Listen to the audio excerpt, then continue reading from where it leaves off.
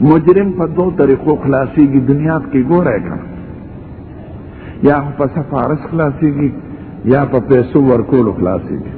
نو دنیا کې د آخرت د مجرمانو د پاره دو طریقې مقرر دي. یا په سفارش کې سفارش دعا ده، یا جنازه منځ په کول سفارش، دعاګانې سفارش ته خدای دې وبخښي. او یا خیرات ورپسې کول دي، صدقه ورپسې کول، خیرات ورپسې کول، دغه پیسې ورکول دي چې خلاصوي پې سړی مجرم. خدای ستا په نوم به صدقه ورکړم، فلانکي سره احسان وکړي، ستا په نوم به دا کار وکړم. نو صدقه د پیسو ورکولو مثال لري او د دعا مثال د سفارش دی.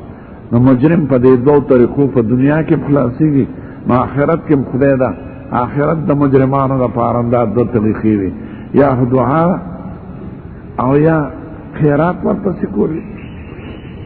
دا خرکې نه یو بنده دا تپوس کوي چې د جومات ټوپۍ یا رومال په سر وتړلی شي او مونځ کېږي، دا څنګه ده؟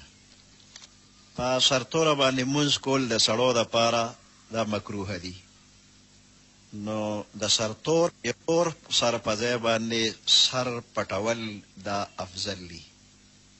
د جومات هغه ټوپۍ چې د پلاستیک یا د میزرو وغیره جوړه ده، دا ټوپۍ که یو بنده په سر کېږدي نو دی پکې واده لتلی شي، غم خادی لتلی شي که نه.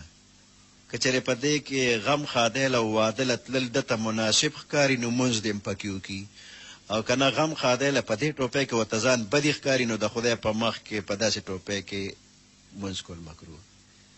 ښه خبره دا ده چې ځان له دې ښه مزېداره ټوپۍ بنده واخلي او په سر دې کې په مانځه کې هم د مانځه نه غیر هم